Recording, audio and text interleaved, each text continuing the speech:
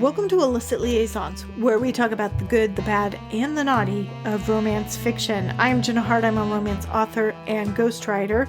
I'm also an avid romance reader and the owner of SwoonworthyHEA.com, an online community for people who, like me, who love to read romance and also like to talk romance, which is one of the reasons I started it.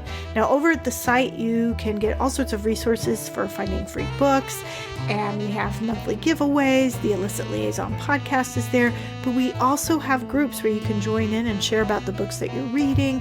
We have a group where I have new release announcements, cover reveals, free book promos, all sorts of things like that. So if you are an avid romance reader, I would love for you to come down. The community is new but growing, so please come join in and share all your love for romance fiction. So I recorded this show actually a couple weeks ago, and when I was editing it, I realized I was telling you about books, but not really telling you what the books were about. So I decided I needed to re-record it, but then all sorts of things started happening in my life and I wasn't able to get back to it. So now here I am, finally able to re-record this episode, and I do hope that you enjoy it. Basically, what I'm talking about today is if somebody were to come up to me and say, I've never read a romance, what would you recommend that I start with? My first question, of course, would be, what do you normally read? One of the really cool things about romances is that they take place in all sorts of other genres. So somebody who loves fantasy, there's going to be a romance in fantasy. Somebody who loves mystery, there's going to be a romantic mystery. So I would want to get a sense of what they already like to read and then suggest a romance possibly in that particular genre to make the introduction to romance easier for them.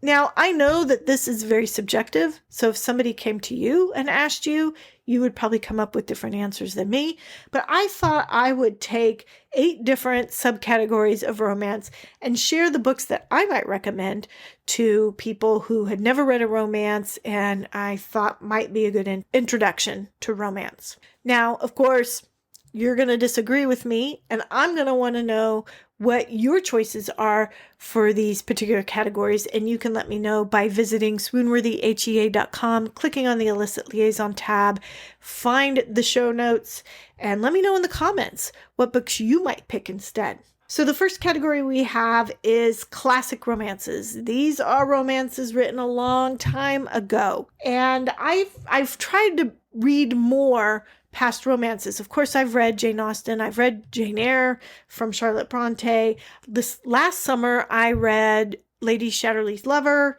which was pretty interesting. But I'm going to go with the queen of the old classic romance, and I'm going to pick Jane Austen. But I might surprise you in that I'm not going to pick Pride and Prejudice, although that would be a very fine introduction. I'm going to go ahead and pick Persuasion. There might be some bias on my part. Persuasion is a second chance at love, which is my all-time favorite trope.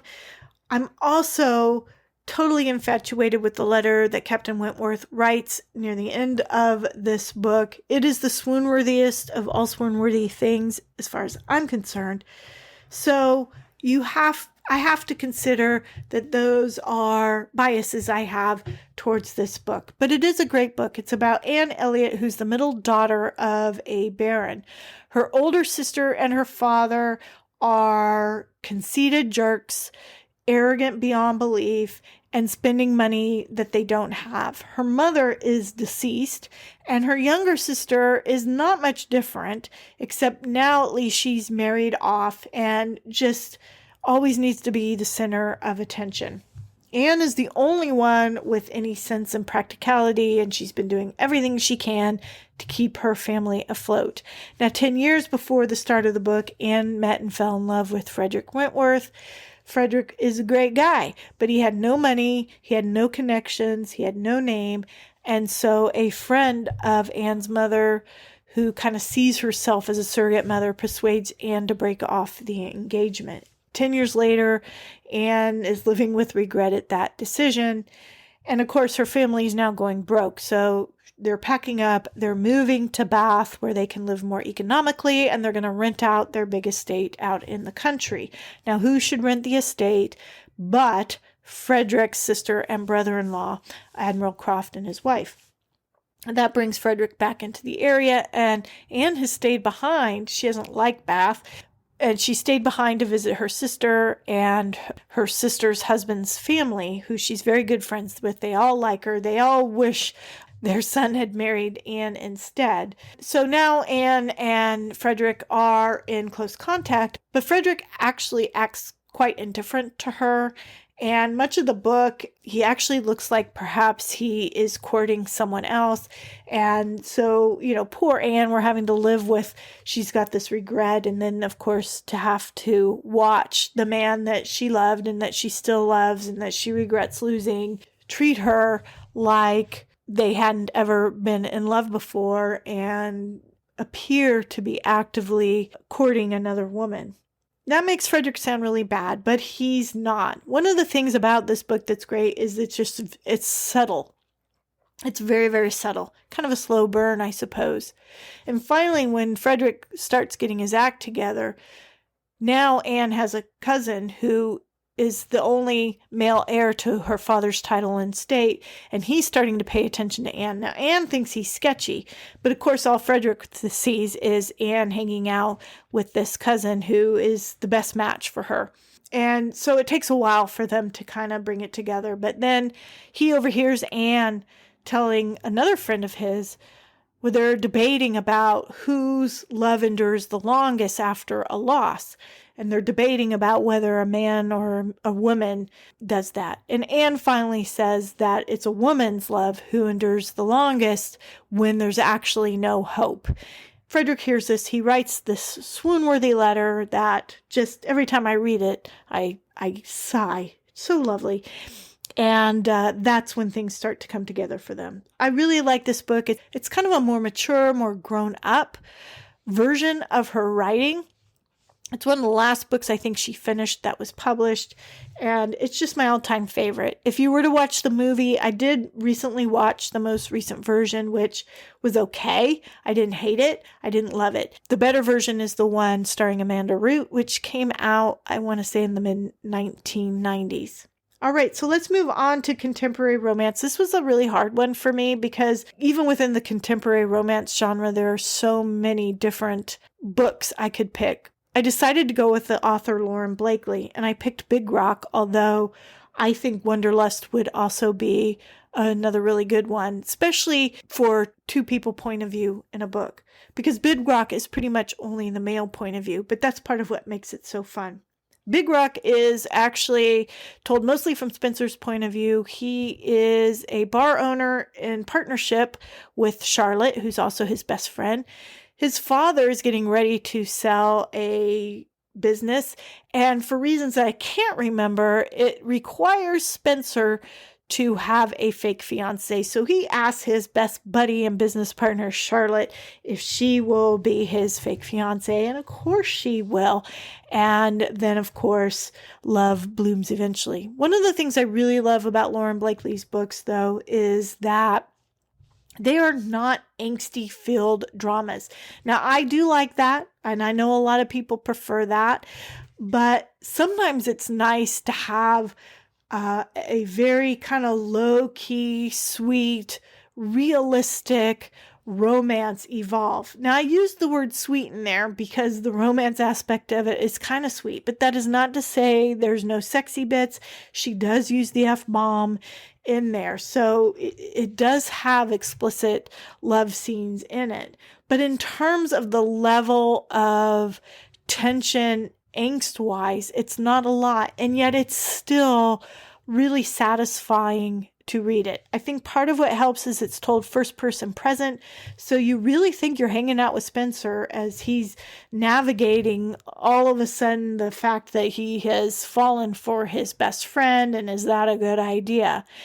And then they have to work through that. Many of Lauren Blakely's books are like that. Many of them are friends to lovers, roommates to lovers, things like that. But not all of them. Wonderlust is another book that I really like. And the tension in that one, the conflict in that one actually comes when one of the characters has an opportunity to do something that takes them away from the other person. So they're not all just these light little romances. They're all fun to read. They're all told from first person present, at least starting from Big Rock. Maybe her earlier ones weren't, but the ones since Big Rock after that are. And they're just really fun. If you have a chance to listen to them on audiobook, that's even better. She has a reader, Sebastian York, who is just, I could listen to him read the phone book. She has a whole host of other readers. Now, instead of just having 1 or 2 readers per book, she actually has an entire cast. So every character has their own reader. It's like a play on audiobook. It's really fun. So she is what I would pick. And again, Big Rock or maybe Wanderlust would be the 2 I might pick. She's quite prolific. It's hard to keep up with her. I'm probably 4 or 5 books behind in terms of keeping up with her output. So let's now move on to category romance. These are the romances put out by Harlequin. Back in the past, there was Silhouette. I think the 2 of them merged.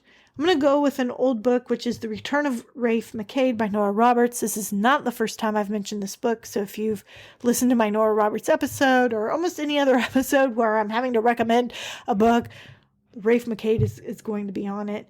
Basically, Rafe and his brothers grew up in this small Maryland town, and they were rough and tumble. They have reputations for being hotheads and hellions.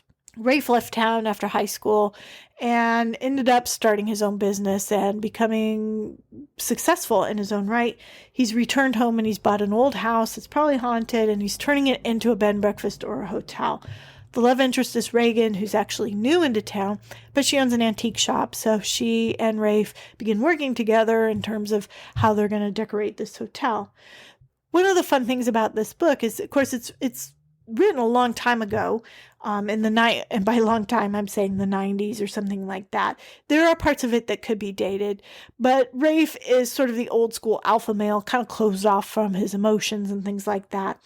But he recognizes that he needs to really step up and be more obvious in his feelings for Reagan. And the only thing he knows about romance is that apparently poetry's good. So there's a scene where he reads poetry to her, and it's just to me one of the all-time great grand gesture scenes. And it's the one that sticks out in my mind. It's probably the thing that really makes this book great for me. I've read the other McCade brother books and they were fine, but this one I thought was the best. It was probably the first romance I read. It was either this or The Reef. I can't remember, but both by Nora Roberts. But that would be the one that I would pick. So now going to historical romance. I don't actually read a lot of this because the few I've read a lot of times feels sort of like the same story. And I think it just has to do with there was so much constraint back then about what men and women could do and were allowed to do. Because I haven't read a lot, that statement might be untrue. But the ones I've read, I've just sort of felt that way. However, I have been trying to expand my reading. I recently read Tessa Dare, one of her books. Thought it was pretty good. I liked that book because our female person had a vocation. She was earning her own living, which I think was probably unusual back then. I'm going to go ahead with the one I most recently read, which is The Duke and I by Julia Quinn. It is the first in the Bridgerton series. And really the thing that I liked about this book was I liked the Bridgerton family. Behind closed doors, they weren't stuck behind their conventions and all that kind of stuff. They were an open, loving, laughing, happy family. They teased and they just felt really real to me when it was just them, not out in the world, and I liked that. It felt real to me. Now, of course, they are a family bound by convention, so when they are out in the world, they do have to act in accordance to what is accepted in society. But when it was just them and they were in their house, they were just a family who loved each other, and I liked that about them. Now, if you don't know, didn't see the TV series, The Duke and I is about Daphne, who is in her second season of trying to find a husband, and she's got a lot of guy friends that like her, but they keep putting her in the friend zone, and the other men who might marry her are just not acceptable, so she's kind of having a hard time of it. The Duke has returned after being abroad for a long time, and his father has died, who he was estranged from since he was a boy. And now he's the Duke, and of course it makes him very appealing to all the mothers and young women around. And the Duke has made a vow he's never going to get married, he's never going to have kids. So he and Daphne concoct a scheme where they will pretend to be courting, and it will elevate her appeal to men who might want to marry her, and for him it will keep all the mothers and other girls away. Now, as it happens, the Duke is her older brother's best friend, which does cause a little trouble for Anthony, but he finally kind of goes along with it as long as their mother never finds out. And it goes from there. One of the things I liked about the book over the TV show is you could really feel the snap, crackle, pop between Daphne and the Duke from the first scene that they're in the book, which is different from in the show. And you feel that growing and coming on as they are carrying out their ruse. And I felt it more in the book than I did in the TV series. In terms of the two, I do have an episode where I talk about the difference between the two and how I ultimately like the book better, but there were things about the show that I did enjoy as well. The real conflict in this book is really less about the fact that they're in this fake relationship, because they do end up in a compromising position, in which case the Duke has to marry her or ruin her reputation. At first he's like, I'm not going to marry her. And so Anthony's like, well, then we have to duel. And everyone knows that Anthony will end up killing the Duke because the Duke isn't going to shoot at Anthony. But finally, the Duke relents, knowing that it's the best way to protect Daphne's reputation. But again, he reiterates he's not ever going to have any kids. And so then the conflict is born of them reconciling that. There is that questionable scene with Daphne and the Duke that takes place in the show. It's a little bit worse in the book because the Duke is also inebriated. As I was reading it in the book, kept thinking that her conscience would come to her and she'd recognize that this was not a good thing to do, and she never did. And afterwards, when he gets angry and leaves, he's saying he's leaving not because of what she did, that basically she's betrayed him, but because he was so angry it brought back his stutter. And in my mind, Daphne never really has to account for the act of taking advantage of him.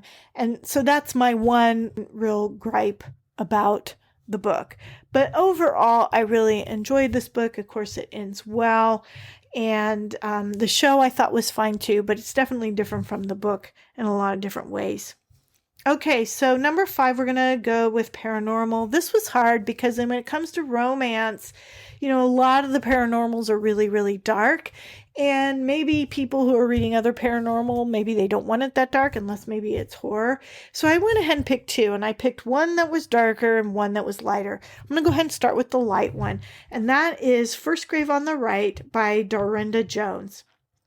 And I like this book. It is a mystery series, so it actually could be under mystery or suspense because our protagonist, Charlie Davidson, is a private investigator. These books are humorous and light and funny, which is another reason that I really like them. But really what makes Charlie stand out is that she is also a grim reaper. So part of her job is escorting dead people over to the other side. Her love interest throughout the series, and I do believe they end up married in this series, I'm behind on that one as well, is the son of Satan. But again, these are light, funny, and each one has a mystery. And the first one is really where you get to know her. She has dead people who are coming to talk to her to say that they were murdered. And so she is trying to figure out who murdered these guys. And then, of course, she's having to deal with the fact that she has an interest in this man who also happens to be the son of Satan. The other book that I would pick that is actually over in the darker realm would be Dark Lover by J.R. Ward. I know there's a lot of other books I could have picked in this, but I really like Dark Lover. It's probably my favorite book of the series. Actually, the first 4 or 5 books of the series are really, really good. And I have read them all. I continue to read them all. But like in a lot of series, long-running series, a lot of times it's those first few ones that are the absolute best. Dark Lover is about Wrath, who is a big badass vampire, and he technically should be king, but he is reluctant to take that on. He lives in kind of a compound built by a friend of his, which I want to say his name was Damien. I'm forgetting because Damien's only in the first book. And he lives there with these other warrior vampires who basically protect human from other vampires or a growing demonic entity that is in the area. One of the things about this series is that our vampires have names like Wrath and Vicious and Torment and Fury, but they're spelled differently. So that's sort of an interesting take. Although there's some other regular names too, like Butch.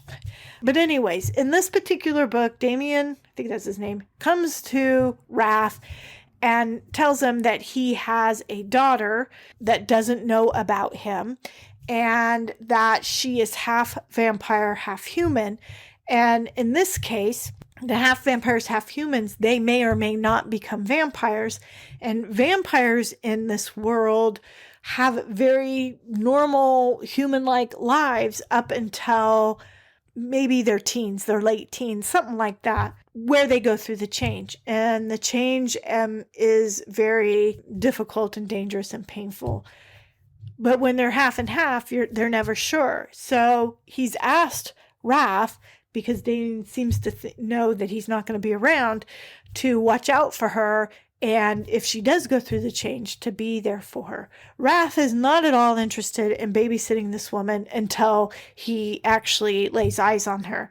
One of the funnest things about these series is when the vampires meet the person that they're fated to be with. It makes me think of the movie Up, when the dog Doug would see a squirrel, totally take his attention away from whatever he's doing. That's what happens with these men. They see these women and then it's just like laser focus on them. They emit some sort of pheromone or something like that. So all the other vampires around him know what's going on. They get razzed a little bit when it happens. And so then he does decide, yes, okay, I'm going to watch out for her. And of course, what runs through most of these series is that there is a demonic entity and demonic other beings. And so you have that going on in terms of trying to keep everyone safe. There is another book that features Wrath and his wife. She eventually becomes his wife, Beth. I think it's called The King. I can't remember which one it is in the series. But every now and then, J.R. Ward goes back and redoes the relationship of characters that she put together in a different book. I've actually only seen it between Wrath and Beth and Vicious and his wife Jane. But I like that because Vicious is one of my favorites. But anyways, later in The King, it talks about how Wrath is becoming blind.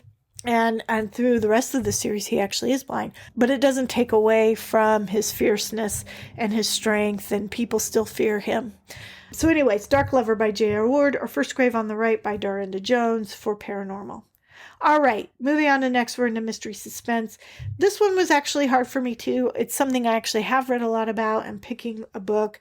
So I actually ended up picking two books. The first book is Envy by Sandra Brown. This was the first book I read that actually had me say out loud at the black moment, or when the black moment is being resolved, oh my God, I did not see that coming. I talked to my sister about it. She had the same reaction to that scene. So it's a book that has stuck with me. This book is about a woman who is an editor at a publishing company. She's married to an author who's a one-hit wonder. He has not been able to be successful with a second book. He hasn't actually finished a second book. Their marriage is not great, but you know, she's sticking it out. And she's reading a manuscript from a man who is down in Florida, I want to say it is, and she's very, very intrigued by this book. It's only a partial manuscript, and the book's not finished. And in the real world, that wouldn't happen. An editor might read a partial manuscript, but the book would still be done. So when they requested the rest of the book, they could get it. In this case, she ends up going down to Florida to meet with him to encourage him to finish the book. This is actually a book within the book, so we get to see the book that she's reading, and eventually you begin to discover this is not a work of fiction. And I don't want to say too much more because it spoils the fun. Part of the fun of reading Sandra Brown is that there's crazy twists and turns, things that you do not see coming, things you think you believe that turn out not to be true. And most of her books are like that, particularly her earlier books. And Envy does not disappoint. So I highly recommend Envy. The other book I would pick would be Naked in Death by J.D. Robb, which is Nora Roberts' other name. This is the series she writes as Eve Dallas, the kick-ass cop, and her billionaire Irish husband. But the Naked in Death is the first book of the series. It's where she is investigating a murder of a licensed companion, which is basically a prostitute, but they are regulated then. They have to be licensed. This particular licensed companion happens to be the daughter or the granddaughter of a U.S. senator. She grew up wealthy. She's like the black sheep of the family. And Eve is trying to solve this crime, and she goes to the young woman's funeral because she does want to talk to the family, but she also wants to see who's there. And at this funeral, Rourke walks in. They have a little meeting. She wants to interview him because I can't remember how she knows to interview him. I don't know if there's a date book or something where the licensed companion had his name in it or something. But anyways, so he offers to give her a ride back to the transport to go back from Washington, D.C., back up to New York. That scene I love. And that scene sets up so much for the other books because Eve loses a button off her coat in that scene. That button shows up in every book after that because Rourke carries it like a talisman, which I find really swoony. We also learn things like coffee and chocolate tend to be fake for regular folk, and only the rich folk get the real coffee and the real chocolate. So when Rourke offers her real coffee, that's also, for anybody who loves coffee, you will appreciate that moment when she's drinking that. But anyway, so this is really about her solving this murder and whether Rourke is involved in it or not, or other people are involved.